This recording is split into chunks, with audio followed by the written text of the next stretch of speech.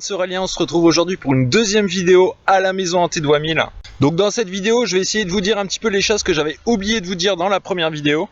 Dans un premier temps, il faut savoir que justement, si aujourd'hui la forêt a été détruite autour de cette maison et que à long terme, normalement, la maison devrait être abattue, c'est tout simplement pour construire des lotissements. Et pour la petite anecdote, le jour où j'ai tourné ma vidéo, c'est-à-dire vendredi dernier, l'un des premiers lotissements a pris feu. Autant dire que ça sent pas du tout la malédiction. Donc aujourd'hui, je suis pas venu seul, je suis venu avec un ami et on va essayer de réimaginer un petit peu ce qui s'est passé le jour de cette tragédie, c'est-à-dire la mort de la petite fille.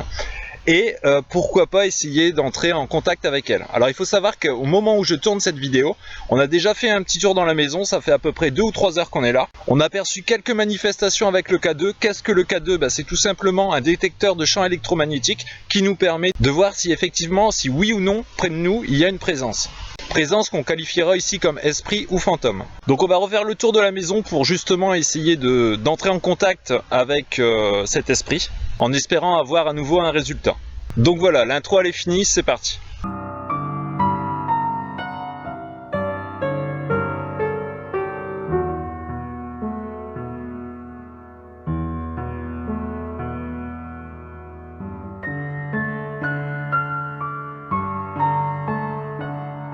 On a déjà fait la visite de la maison, donc je pense que vous vous souvenez des lieux. Si vous ne l'avez pas vu, allez voir la première vidéo, on fait le tour complet. Donc il faut savoir que dans la première pièce qu'on a visitée, c'est-à-dire celle-ci avec la cheminée, c'est pas très compliqué, on imagine très bien que c'était le salon.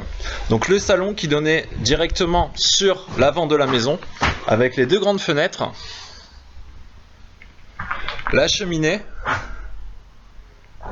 et vraiment une très grande pièce en fait où on imaginait parfaitement une sorte de table qui était posée là, avec pourquoi pas un poste de télé, quelque chose comme ça. Ensuite, une fois qu'on a passé cette pièce, donc on revient sur l'entrée, sur le vestibule, où là si vous vous souvenez bien, on avait l'escalier qui nous amène au premier étage, et juste sur le côté, on avait une petite pièce d'où était parti l'incendie, avec la fresque. Donc là on imagine assez facilement que c'était la cuisine.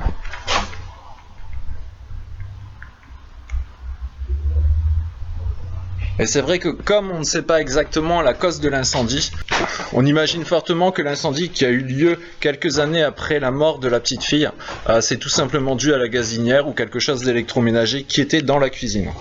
Ensuite, on avait quelques pièces qui étaient derrière, au premier étage. Donc comme je vous l'avais dit, et effectivement je ne m'étais pas trompé, on avait bien les 2 pièces qui correspondaient aux toilettes. Voilà. Donc 2 toilettes, ce qui est plutôt pratique. En même temps c'est une très grande maison, donc pourquoi pas. Là, juste là, on a une sorte de grand muret. Alors ça par contre je ne savais pas du tout ce que ça pouvait être. Je pense que ça devait être une armoire également. Sur le côté on voit des petites cales en bois. Donc je pense qu'il devait avoir une armoire, quelque chose comme ça, et qui était fermée. On peut voir que effectivement là il y avait des... Voilà. Je ne sais pas comment ça s'appelle, mais là où on met les portes. Donc on va dire que pour le rez-de-chaussée, voilà, on avait la grande pièce à vivre, on avait la cuisine, on avait 2 toilettes, et ensuite derrière on avait une sorte... La petite pièce qui était justement avec du sable. Donc là il y a énormément de carrelage par terre, donc je suppose que c'était aussi une pièce certainement avec l'évier. Là on peut voir justement une sorte de petit établi avec une sorte de planche qui était au-dessus. Là on peut deviner qu'il devait avoir certainement une sorte de plaque, certainement pour accrocher les ingrédients, les trucs comme ça. Et donc là on imagine fortement que ça devait être un évier, quelque chose comme ça. Par contre il n'y a pas de présence de tuyau. Si, sur le mur, on peut voir sur le mur qu'il y a encore une trace. Donc là je pense que c'était une arrivée d'eau qui donnait juste en dessous. Et là on voit aussi également des petits trucs qui laissent supposer la présence d'un meuble. Donc là je pense que c'était tout simplement... Je pense que la cuisine était divisée en 2, une partie pour faire à manger justement avec la gazinière, etc. Et justement cette partie là pour faire la vaisselle. Là on avait 2 meubles, on imagine fortement que c'était des armoires à vaisselle. Là où on met les verres, etc. enfin de la vaisselle quoi. Ensuite là on avait une autre pièce. Alors, on voit également que là il y avait des sortes de petites cales en bois. Donc encore une fois des rangements, des choses comme ça. Donc je vous laisse un petit peu imaginer, on se retrouve un petit peu après les inondations de 1940. Donc on a l'épouse justement de ce couple qui est en train de préparer certainement à manger dans la cuisine. On a le mari qui est là, très certainement devant la cheminée en train de lire son journal. Il faut savoir qu'à ce moment-là c'était au moment de la Deuxième Guerre mondiale. Donc très certainement en train de regarder les nouvelles, tout ce qui se passe. En fait j'imagine ça en fin de journée, au moment du repas du soir, où ce couple qui honnêtement avait tout pour eux, on va dire une magnifique maison, des enfants, tout du moins une fille, et qui a une vie de couple tout simplement. Faut savoir qu'à cette époque, les femmes étaient généralement en cuisine, donc là c'est pas être macho, c'était comme ça. Qui était en train de préparer justement à manger. Le mari qui lisait son journal, et justement ils laissaient la petite fille aller jouer autour de la maison tout simplement, et je vous laisse imaginer un petit peu la petite fille. Bon, c'est vrai que je sais pas quel âge elle avait à ce moment là, et voilà, quand on est jeune on fait pas attention, et elle a très certainement dû s'aventurer justement au niveau de cette cave, et suite aux inondations, je sais pas ce qui s'est passé, elle a dû s'y retrouver coincée et s'est noyé tout simplement là-dedans. Et c'est vraiment triste parce que je sais pas si vous imaginez un petit peu ce que c'est pour les parents de retrouver leur fille comme ça juste après dans la cave. Ça doit être après je sais même pas s'ils ont continué à vivre justement dans cette maison. C'est vrai que quand il vous arrive quelque chose comme ça, on essaye de pas se raccrocher justement aux mauvais souvenirs, et là passer en permanence justement devant cette cave tout en sachant qu'il s'était passé ça devait être très très dur pour eux.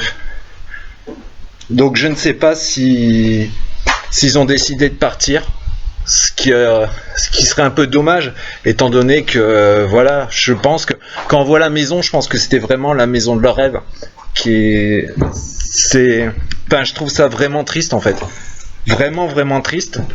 Et quand on croit au paranormal, on se dit que justement cette petite fille elle est toujours là, après tout ce temps elle est toujours là, et voilà, honnêtement je sais pas, il n'y a pas de mots. Je pense que les gens qui sont parents, ils peuvent très bien imaginer ce que ça peut faire, même moi qui ne le suis pas, j'imagine que ça doit être vraiment très très dur. Donc on va dire que pour le premier étage, j'ai failli me planter. Le premier étage, voilà, c'était ça. Alors comme je vous l'ai dit aujourd'hui, je suis venu accompagner. Tout simplement parce que je pense que tout le monde ne ressent pas les choses de la même façon. Donc je me suis dit, écoute, je vais venir avec quelqu'un et puis on verra si on ressent quelque chose. Alors je sais pas si vous vous souvenez, dans la première vidéo je vous avais dit que j'avais pas ressenti vraiment de quelque chose de spécial pour moi. Voilà, même si j'imagine que c'est hanté, il n'y a eu aucun signe qui montre que effectivement il y avait quelque chose à un moment ou à un autre. Sauf qu'aujourd'hui, au rez-de-chaussée, on n'a rien ressenti. Par contre, au premier étage, il y a une pièce, et c'est vrai que je ne l'avais pas forcément ressenti à la première visite, mais il y a une pièce où on se sent lourd. C'est-à-dire que quand on rentre dedans, on a l'impression d'avoir pris 50 kilos. Du coup, ça me fait un poids à peu près de 70 kilos. Et on se sent lourd, c'est très spécial. Donc je vais aller dans cette pièce. Donc si vous vous souvenez, l'escalier qui donnait juste là sur le balcon. Donc rien n'a changé. Quand on est arrivé ce matin, il y a eu première visite ce matin. Mon pote est passé en premier pour visiter la maison, s'imprégner des lieux. Je suis passé juste après, et en fait en redescendant, j'ai senti une odeur de brûlé. Et en fait, c'est tout simplement une poutre qui était en train de prendre feu. Donc on l'a éteint. On a peut-être sauvé la maison hantée. Voilà, c'était la petite anecdote. On n'en est pas peu fiers. Donc, écoutez, voilà. On arrive justement dans cette pièce. Et c'est vraiment Et ça, je l'avais pas ressenti la première fois. Mais quand on est dans cette pièce, on se sent lourd. C'est... Je sais pas comment l'expliquer, ça fait vraiment drôle. Et moi, il n'y a pas que moi qui l'ai ressenti. Il l'a également ressenti. Et donc, si vous vous souvenez bien, c'était cette pièce-là.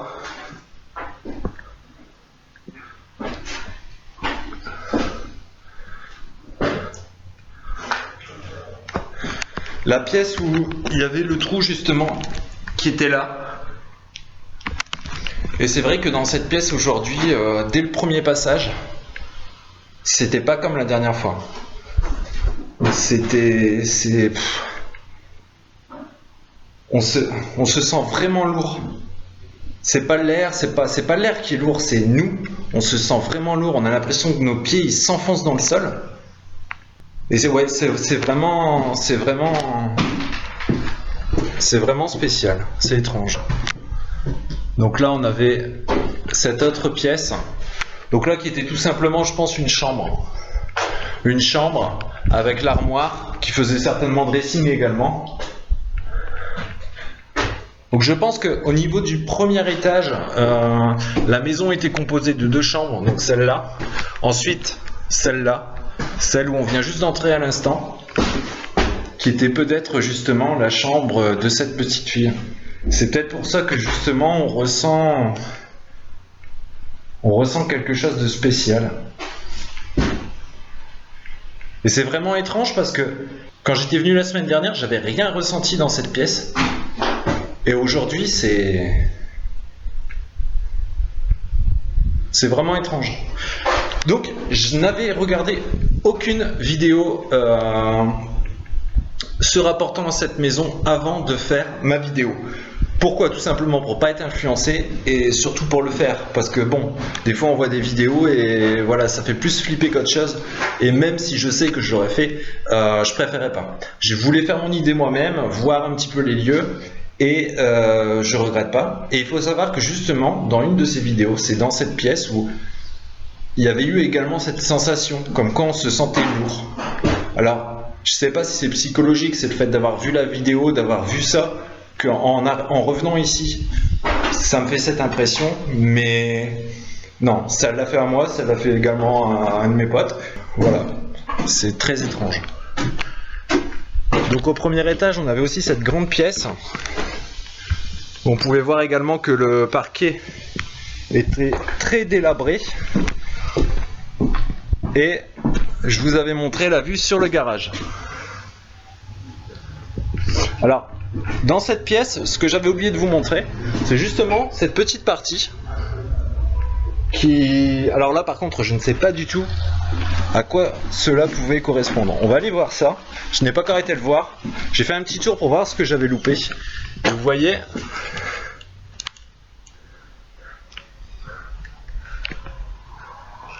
Donc ce que vous voyez au-dessus, ça donne directement sur le grenier. Et là par contre, il n'y a pas de rayonnage, il n'y a rien du tout. Donc je pense pas que c'était une armoire. C'est assez étrange parce qu'il y avait une porte. Donc c'était vraiment une petite pièce. C'est peut-être une sorte de débarras là où on stocke les choses où on n'en a pas besoin. En attendant. Donc voilà pour le premier étage. On arrivait directement sur la dernière pièce, la pièce qui donnait sur le grenier.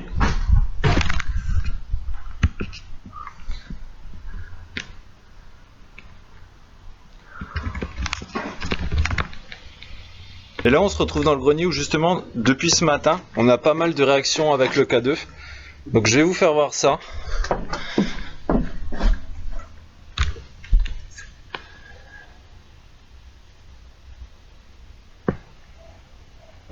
Ah, si tu peux l'approcher un petit peu plus.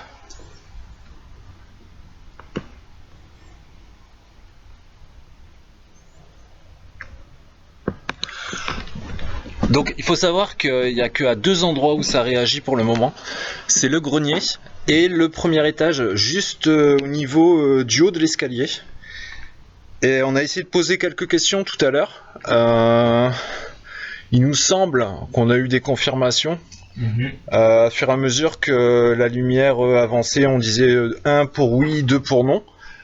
Après, voilà, c'est pas non plus une preuve, mais effectivement, on va dire que au niveau du grenier, c'est très réactif. Et c'est le seul endroit de la maison pour l'instant où on a vraiment eu du résultat.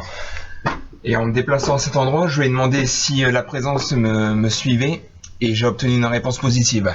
Positive. Il faut savoir que au rez-de-chaussée, on n'a rien eu du tout. Vraiment rien du tout. Premier étage au niveau de l'escalier, faiblement. Pas très loin de la pièce où justement on se sent vraiment très lourd. Et donc voilà, c'est vraiment au niveau du grenier que pour l'instant on a eu du résultat. Et donc je vais vous expliquer un petit peu, justement pour ceux qui ne connaissent pas, à quoi sert un K2. Alors juste montre-le un petit peu plus. Donc voilà, vous voyez, c'est un petit appareil qui permet de détecter les champs électromagnétiques. C'est-à-dire que plus la lumière avance vers le rouge, plus il y a forcément la présence d'un esprit ou d'un fantôme. Comme ici. Donc on peut voir que c'est vraiment très réactif au niveau du grenier. On a fait un tour tout à l'heure au niveau du grenier. Bah écoutez, cette histoire de masse noire pour finir, bah écoutez, moi j'ai jamais rien vu. J'ai vraiment jamais rien vu. Après je suis un petit peu documenté et à ce qui paraît, quand on a des sortes de masses noires, d'apparitions noires, c'est que c'est un esprit qui vous veut du mal. Alors que généralement les esprits qui vous veulent du bien, c'est plus des lumières blanches. Et honnêtement, je me sens en sécurité dans cette maison. Je sais pas, toi, pareil, non? Ouais. Il y a rien d'hostile à vrai dire. Ouais, donc rien d'hostile.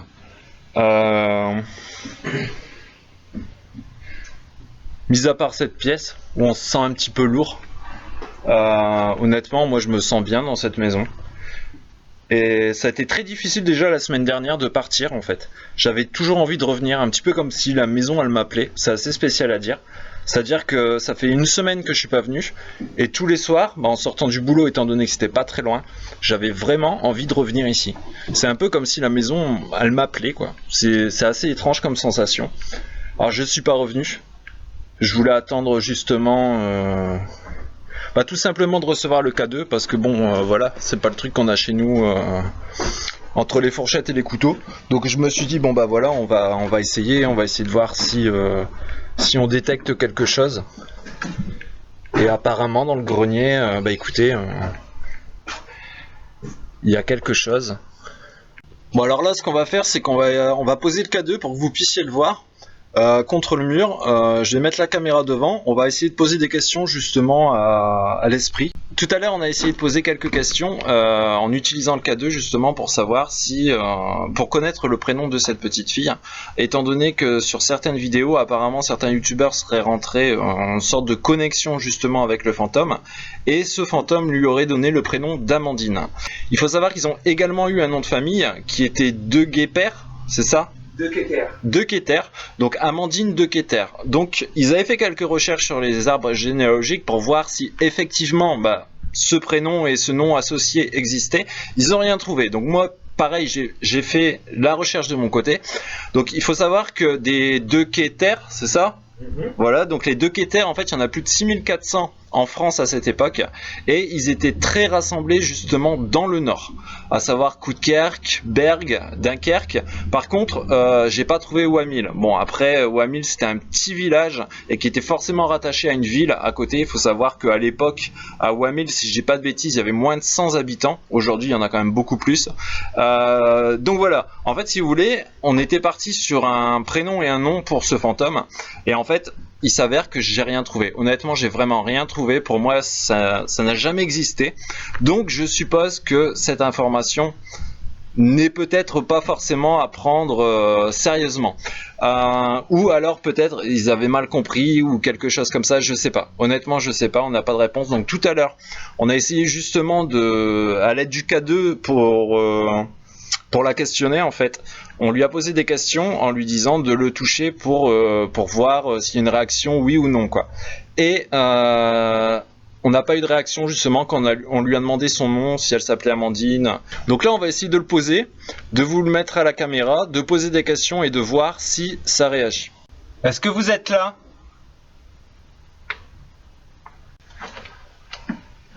Est-ce que tu es une petite fille?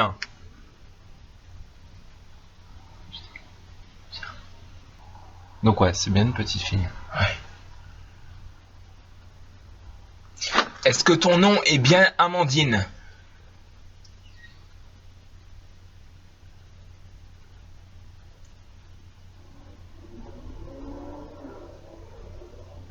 Est-ce que tu peux retoucher le boîtier si tu t'appelles bien Amandine?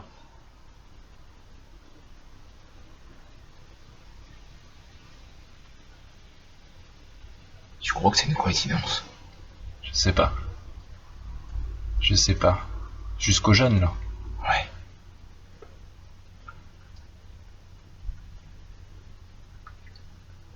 Est-ce que vous sentez qu'on ne vous veut pas de mal?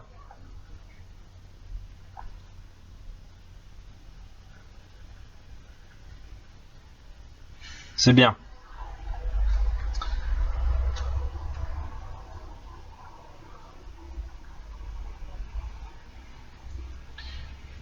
Est-ce que vous voulez qu'on sauve la maison?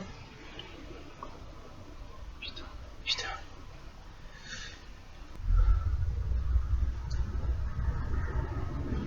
Nous tenons à cette maison, tout comme vous.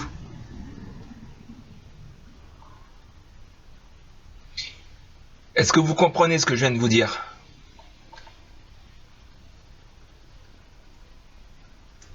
Ouais. C'est un truc de fou. Putain, ouais. Est-ce qu'on peut faire quelque chose pour vous?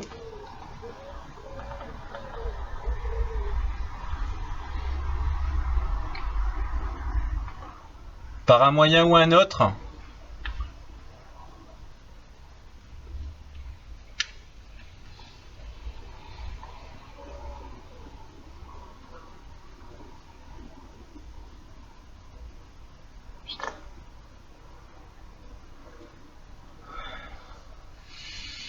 Est-ce que vous pouvez nous faire un signe, un bruit, un mot, peu importe?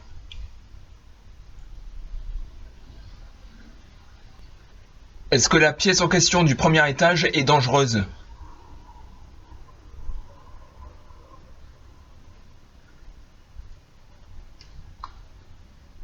C'était la chambre de tes parents?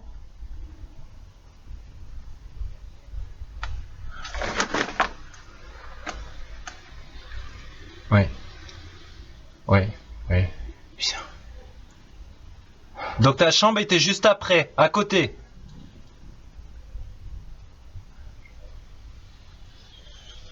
C'était la petite chambre dans le fond.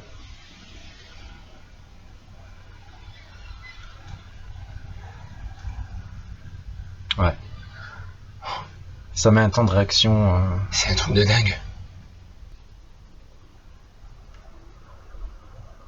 Est-ce que tu veux nous faire comprendre qu'il faut sauver la maison?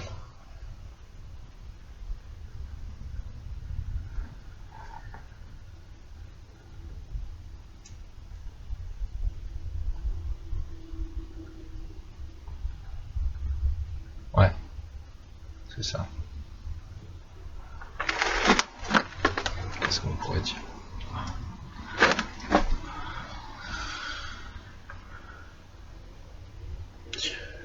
Justement qu'on veut du bien à cette maison et qu'on veut la préserver. Ça, je pense qu'elle a compris. Ouais, bien, elle réagit. Là, je pense que elle nous entend. Elle nous entend. Regarde, elle réagit. Ouais, la preuve.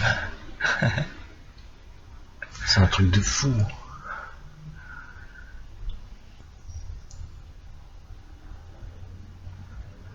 Est-ce que tu comprends ce qui t'arrive? Pourquoi t'es encore là? Putain.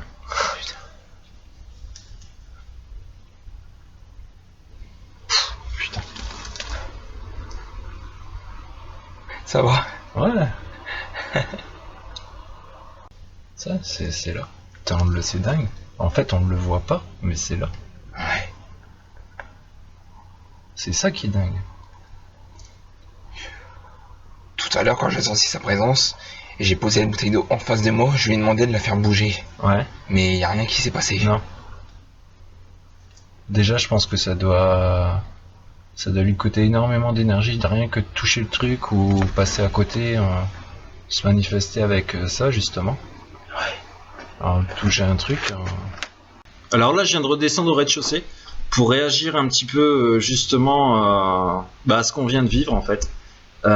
Faut savoir que quand on y est vraiment dans ce grenier, c'est vraiment, je sais pas comment l'expliquer, on ressent pas quelque chose de spécial, mais pourtant quand on pose des questions et qu'on voit qu'il y a une réaction en fait, justement avec l'esprit ou le fantôme, appelez ça comme vous voulez, on a vraiment l'impression que voilà, l'esprit, le fantôme, la petite fille est là avec nous, elle réagit. Alors je vais pas vous mentir, voilà, quand je me suis dit je vais acheter un K2 cette semaine, je pensais pas avoir autant de résultats. Honnêtement, je pensais que peut-être par moment il y aurait eu un petit clignotement, rien de plus, certainement dû à quelque chose d'électrique. Sauf que le souci, c'est que dans cette maison il n'y a plus rien d'électrique, mais vraiment plus rien. C'est-à-dire que si ça réagit, c'est forcément par rapport à quelque chose. Il faut savoir qu'on a éteint nos portables. Voilà, c'est pas la caméra, c'est pas les portables. Il n'y a qu'une seule explication, c'est que effectivement, cette petite fille essaye justement de montrer sa présence par rapport à nos questions. Et c'est vraiment quelque chose. Ça fait pas flipper. Honnêtement, je ressens pas la peur. Comme je vous ai dit tout à l'heure, je me sens en sécurité dans cette maison. C'est assez incroyable. C'est-à-dire que c'est une bâtisse qui tombe en morceaux. Et pourtant, quand on est dedans, je me sens même plus en sécurité ici que chez moi. C'est une impression d'avoir été accepté justement par les lieux. Enfin voilà, c'est une histoire triste. Et de se dire que justement... cette petite fille est toujours là. Toujours là. C'est vraiment...